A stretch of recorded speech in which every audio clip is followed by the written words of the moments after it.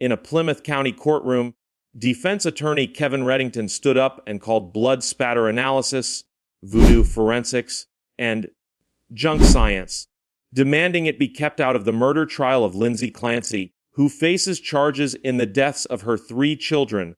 The prosecution fired back with over a century of accepted case law, but the judge stopped short of ruling either way, ordering a special hearing to put the science itself on trial before it ever reaches the jury. Mr. Reddington. Absolutely objectionable, inadmissible. There are cases, I did file a motion, I did cite the cases. This has been excluded repeatedly. This is referred to as voodoo forensics. It is total speculation. I could go on and on. It's junk science. Blood spatter testimony and testimony governments all over our country have tried over the years, as you all know, to introduce testimony of chemists to say, or a state police crime lab person to say, I believe this is a pattern that matches what is on the floor. It matches what's on the bed. It matches what's on the steering wheel. They're entitled to take a look at a photograph of the actual smear, drop, spatter, whatever it may be, and opine in their experience as to what the cause of that, source of that, and their opinion as to how that was deposited on that particular surface. They're not allowed to give speculative testimony as to how they think that it was deposited, taking poster boards and smearing paint or whatever it is that we're going to try to do, according to this motion, in front of a jury where this is a courtroom demonstration. So you have, number one, the issue of the courtroom demonstration concerns. Number two, and more importantly, call it what you want, it's blood spatter testimony, and that's expert testimony. Even if, in what do they call it, the country of Narnia, somebody wants to admit that as evidence, you have to have a voir dire. He stood up and called it what he believed it was: voodoo forensics, total speculation, junk science.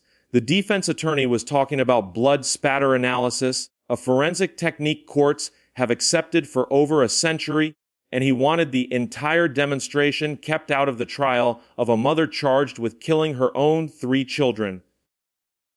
The prosecutor pushed back immediately, citing case after case where this exact science had been admitted. The judge listened to both sides. Then she said something neither attorney expected. We need a voir dire hearing. The science itself was now on trial. By the end of this video, you will understand exactly how judges decide whether forensic science is reliable enough for a jury to hear, and why even a century-old technique can still be challenged in open court. This hearing took place in Plymouth County, Massachusetts, in the matter of Commonwealth versus Lindsay Clancy. Ms. Clancy faces charges in connection with the deaths of her 3 children at the family home at 47 Summer Street in Duxbury. She is represented by defense attorney Kevin Reddington. The Commonwealth is represented by Assistant District Attorneys Jennifer Sprague and Shannon Buckingham. Good afternoon, Your Honor. May I proceed? Yes, please. Your Honor, before the court, we have the matter of Commonwealth versus Lindsay Clancy. Ms. Clancy is present. She is represented by attorney Kevin Reddington, and the Commonwealth is represented by Assistant District Attorney Jennifer Sprague and Assistant District Attorney Shannon Buckingham. All right. The presiding judge's name is not stated in the available record. This was a final pretrial conference addressing motions in limine ahead of a trial expected to last between 4 and 8 weeks, with jury impanelment scheduled to begin July 20, 2026. For the record, this matter is continued to July 13th, 2026 at 2 p.m. for a further pretrial conference, final pretrial conference. All right. Lindsay Clancy is not an abstraction in this case. She is a woman with a husband, Patrick Clancy, who called 911 and found her in the backyard with cuts on her wrist and neck. She is a woman whose mother, father, and sister have spent months living through what her own attorney described in open court as torture, helping care for her family during a period when she was consulting doctors and, according to the defense, living through what counsel called horrific misery connected to medications she had been prescribed. Sequestered until after they testify. All right. Mr. Reddington? Well, here we go, I guess, starting right out of the gate. That is absolutely improper to represent that they refused to meet with the district attorney. First of all, we have been extremely cooperative with allowing witnesses, or not so much allowing, but indicating that we, when I say we, I mean myself representing Lindsay, and of course her supporting family, have indicated that we don't have any problem. I couldn't have bent over backwards more on this case to allow them to talk to doctors, get reports, get every document, get every medical record, everything they need, everything they want. Then they get a call, I get a call from Allison, her sister, saying, DA wants to talk to me. I'm like, fine, talk to the DA. They talked to Pat. Pat called me before you talked to Pat, they talked to Pat. Her mother and father, they want to talk to the mother and father, they can talk to the mother and father. I'm not aware of anyone saying, no, we will not allow you to interview us. And when you think about it, what is the extent of the interview? It's her mother and father and her sister who lived this torture along with Pat, October, November, December, January, lived with her and her family to try to help out. They know every movement they made. They know every statement they made. This isn't a murder case with a drive-by and an identification issue that we're worried about people perjuring themselves. This is a case where you've got a woman who's got a mother and a father who are very supportive, who have something to offer, but it's limited. What they observed, what they did to try to help during that period of time that Lindsay and Patrick were consulting with doctors, when she went to McLean Hospital, and they were taking care of the kids and helping out. That's it. So to suggest in a case like this that the government wants to exclude her mother and father and sister, I think is extremely... Whatever the jury ultimately decides about her actions, the Pretrial record already shows a defendant facing a trial that both sides estimate will run 4 to 8 weeks, a length of litigation that translates into months of preparation, expert witness fees, and a level of public scrutiny that very few Americans will ever personally understand. The Commonwealth has already retained and exchanged reports from 3 expert witnesses. The defense is still finalizing its own witness list. From mentioning to the jury or eliciting statements of the defendant to any doctor. So, Commonwealth, I'll hear you on that. So, Your Honor, again, as Your Honor said, our motions are just attempted to flag issues before we have to litigate them in front of the jury. So this is just a pretty standard motion in cases involving criminal responsibility defense where there's no concessions about that particular defense. So in this case, and we're just raising for the court and identifying that, procedurally how these cases play out, being the fact that the issue of criminal responsibility is really raised in defendant's case and then rebutted by the Commonwealth following the defendant's case, that according to the law in Commonwealth versus Piantadosi and Chisholm, the more recent case that reiterates this, that there isn't a mechanism that circumvents the rules regarding the fact that the defendant can't elicit in their case in chief statements of the defendant. The Commonwealth built its case at this hearing methodically, motion by motion. Prosecutors requested individual voir dire of jurors given what they described as significant issues of extreme emotion and sophisticated psychiatric evidence.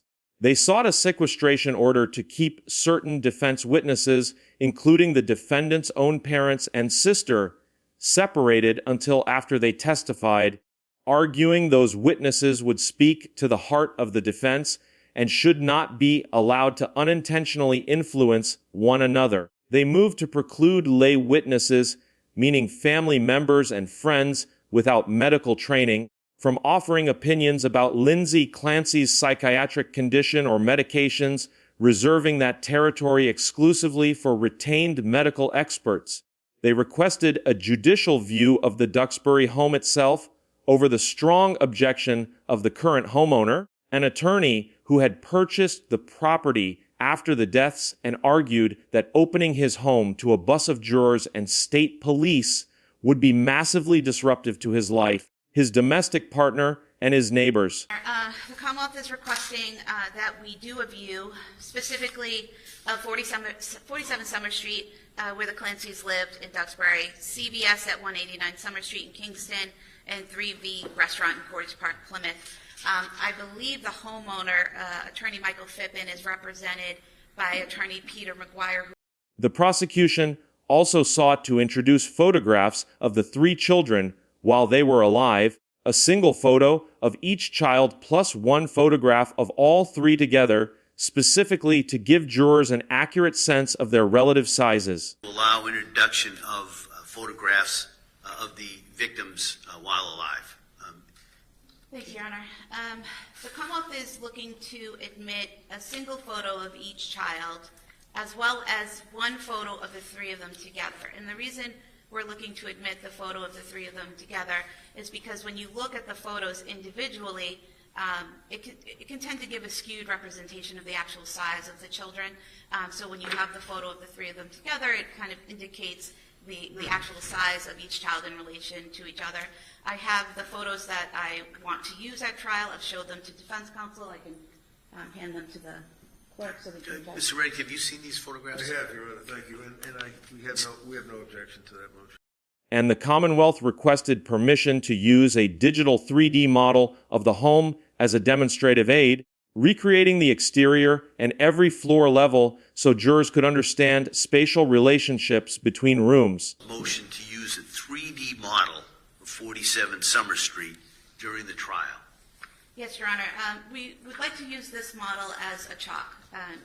Part of the reason we went into the homeowner's home to do the measurements was so that our chief digital evidence officer could create this digital model. It'll be of the full exterior of the home and then each floor level inside the home. And I think that it would be a much better way for witnesses to identify where they were when they saw certain things or where they were when certain things happened, and give the jurors a better perspective and a view. And I think that will correlate really well when they go on the physical view. It's almost complete. When it is complete, I can provide a copy to the court as well as the defense counsel, but I think it would be a really helpful chalk in the jurors' understanding of what happened in the house that night. Is it a model or is it just on the screen? It's on the screen. Oh, okay. It's not a physical model. All right. It's a digital. Mr. Kind of hard to agree or disagree with this because it's not done, right? I would just indicate, Your Honor, that I've had cases where 3D models such as this, as proposed, have been used by the prosecution, as well as in one case I had one done. But I have generally no objection to the use of the 3D model. I think what we have to do is just take a look at it and see exactly where they want to put what, and based on whose testimony, which won't be until the trial. But I have no objection to the Right, so I'm going to allow that, subject to actually seeing it and seeing as the foundation comes through. But like I said, so at this point, I'm going to allow that. And that's to come in basically as a chalk. Yes. Most people watching this hearing missed what just happened in the exchange over a blood spatter demonstration. The Commonwealth's expert, Sherry Crook of the Massachusetts State Police, was expected to testify about blood pattern types found in crime scene photographs. The prosecution wanted to physically demonstrate, using a poster board and a substance similar in consistency to blood, what a spatter pattern looks like compared to a smear or a drip, purely as a visual teaching aid for jurors. Your Honor. So Sherry Crook works at the Massachusetts State Sherry Police Crime. Crook, I'm sorry. Yeah. That's okay. And she did some blood pattern analysis in this case. She looked at photos from the crime scene, and based on her training experience, I anticipate her testimony would be describing the type of pattern. We will not be asking her to describe, based on what she saw, what happened in the home that night. I think that's what defense may be concerned with in their motion. It would be more of These are the types of patterns that blood leaves on a surface, depending on how it gets there, whether it's splattered or transferred or it drips. So she would be explaining what each of those things are, and then she would be testifying about what she saw in the photographs and whether the blood she saw in the photographs, whether it was a smear, a splatter, or a drop.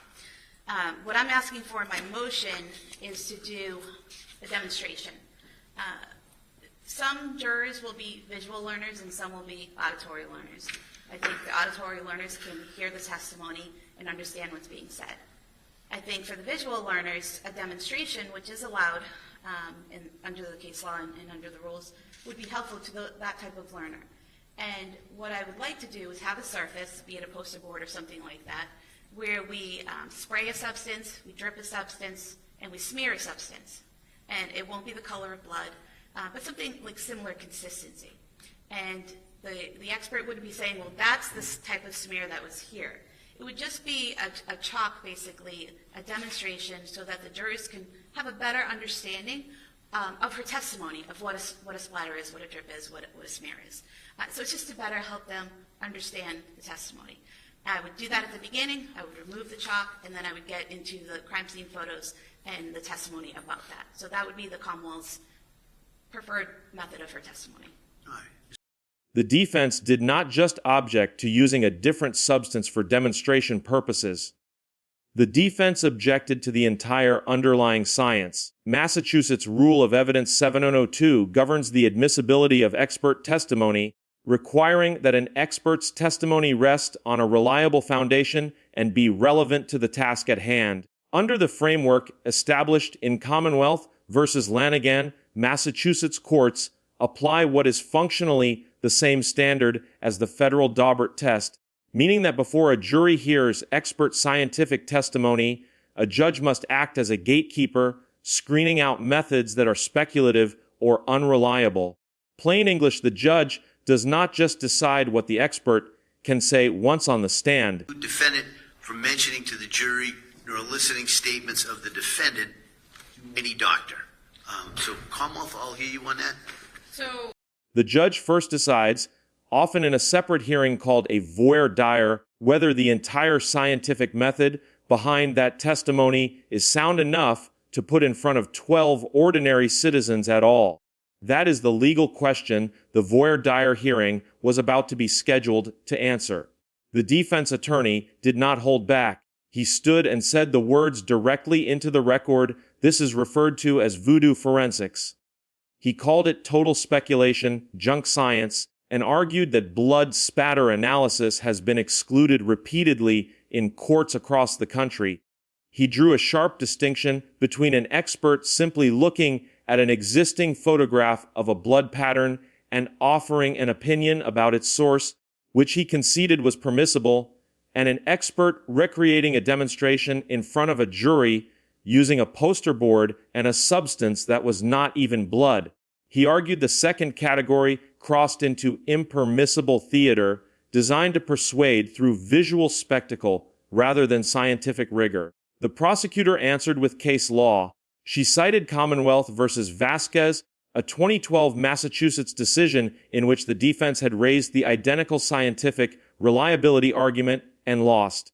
She told the court that a hearing on scientific reliability is generally not required when a court has previously admitted the same type of expert testimony for the same purpose, and that blood pattern analysis has been accepted in Massachusetts courts since at least the 1980s, with the underlying method tracing back roughly 150 years. She specifically addressed a 2021 study the defense had cited, noting that the study's own authors cautioned that its results should not be taken as a precise measure of real-world error rates and did not account for standard quality assurance practices like technical review.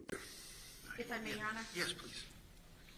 This field is not junk science, and I looked at the two studies that were cited by defense counsel, and the first one was absolutely refuted when defense counsel made the same argument in Commonwealth versus Vasquez, 462 Mass. 827 in 2012, where the court said that A hearing as to the scientific reliability of expert evidence is generally not required where we have previously admitted expert testimony of the same type, where the testimony is offered for the same purpose.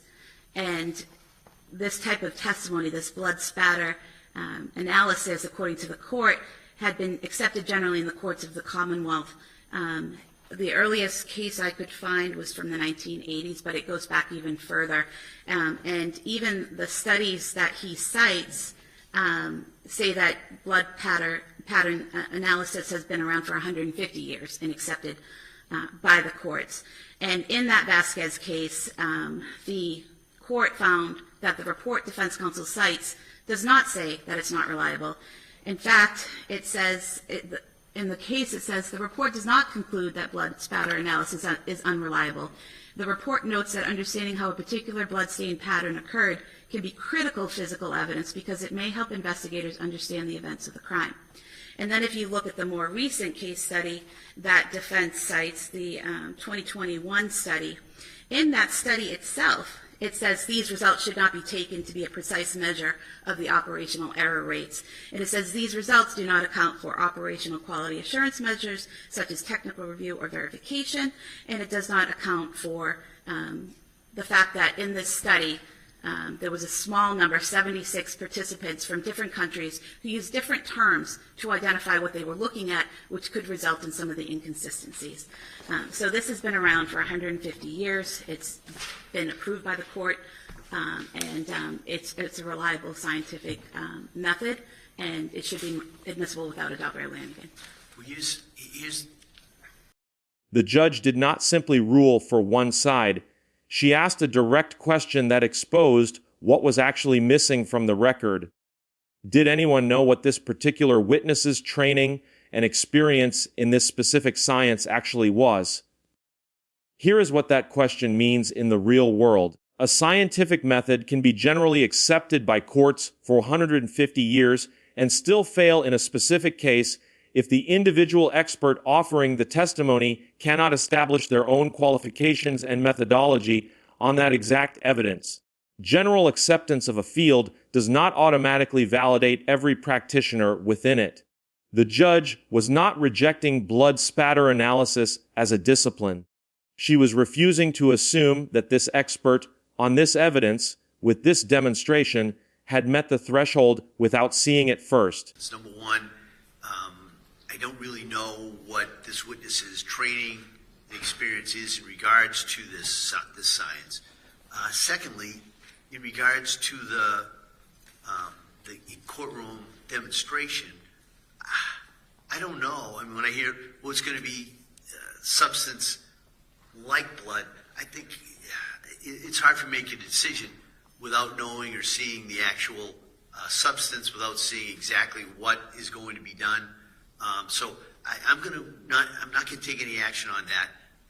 If the Commonwealth wants to introduce that, they will just have to have a voir dire at some point of both the witness as well as the actual demonstration to kind of see. I can't, you talk about visual learners, I can't picture exactly how it would work. And before I would put that in front of a jury, I'd want to at least know exactly how it's going to be done and how the jury is going to view it. Is that something we... What should have happened differently here is less about an obvious failure and more about incomplete preparation meeting a cautious judge. The Commonwealth should have built a more complete foundational record before filing this motion, including a detailed proffer of Sherry Crook's specific training, her certification history, and exactly how the proposed demonstration substance would mirror the properties relevant to blood spatter formation under Massachusetts Rule of Evidence 702. The defense, for its part, leaned heavily on the word junk science without distinguishing clearly enough between the underlying discipline, which courts have repeatedly upheld, and the specific demonstration method being proposed in this trial, which is a narrower and more defensible target. A more surgical objection focused solely on the demonstration's evidentiary value under the Lanigan standard might have landed harder. The cost of this gap is concrete. Both sides will now need a separate voir dire hearing on July 13, consuming court time, attorney preparation hours, and expert witness availability that could have been resolved at this conference if the foundational questions had been answered in advance. There is no professional consequence for either attorney for this gap. Courts routinely treat incomplete motions as ordinary pretrial friction, not as a sanctionable failure, leaving the cost to fall entirely on the case timeline and, ultimately, the public resources funding a trial already projected to run as long as 8 weeks. The second legal annotation here concerns what a voir dire hearing actually does and why it matters more before trial than during it. Under the Lanigan and Daubert framework, the cross-examination at a voir dire hearing is not happening in front of the jury. It is happening only in front of the judge, specifically so the jury never hears scientific testimony that a judge later determines was unreliable, which would otherwise require a mistrial or create grounds for appeal.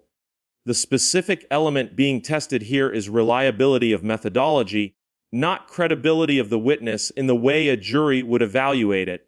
Most people believe that if an expert is allowed to testify at trial, that automatically means their science has been proven correct. That is not what the law requires.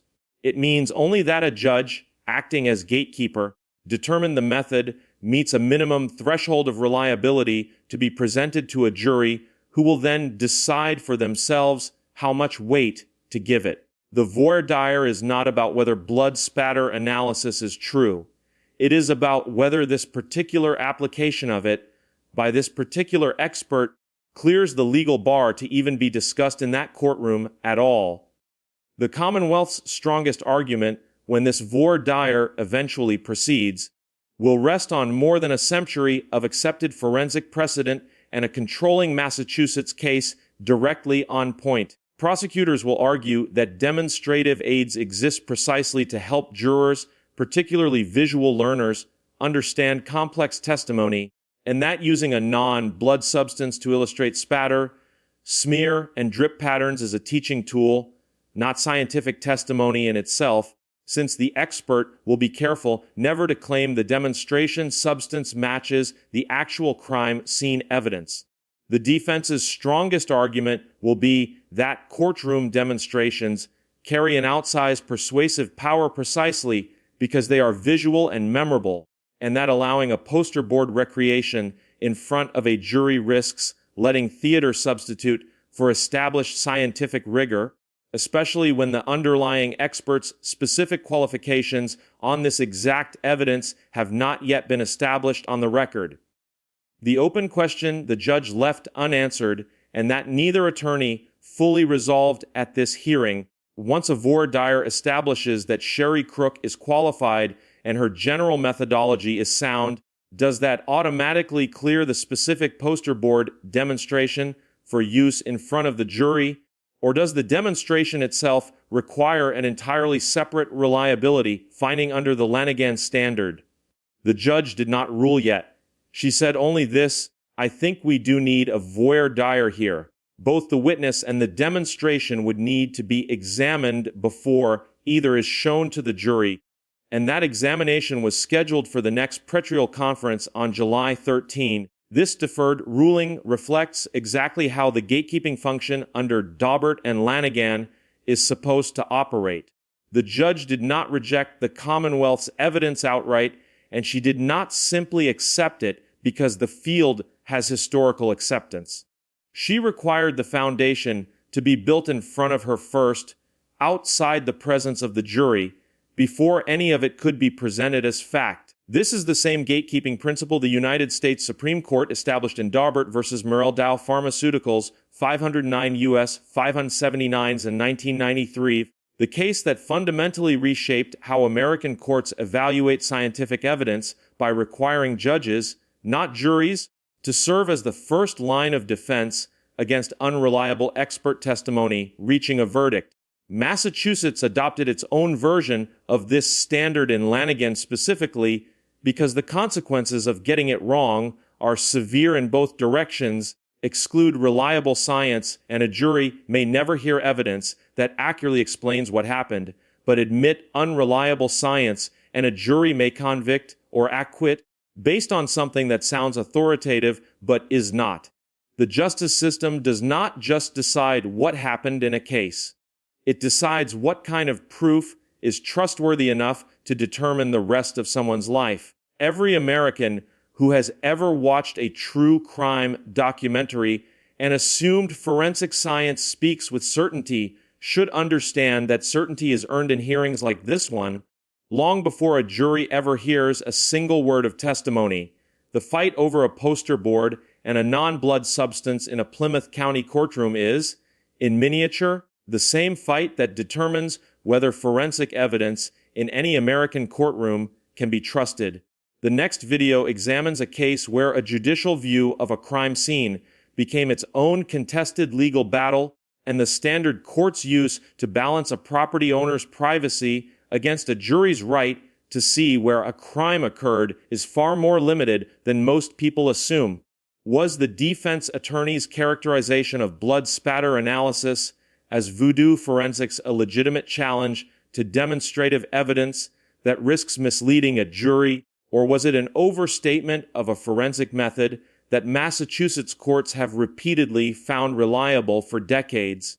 And if courts continue allowing demonstrations using substitute materials, where should the line be drawn between illustrating expert testimony and creating evidence that never actually existed at the scene?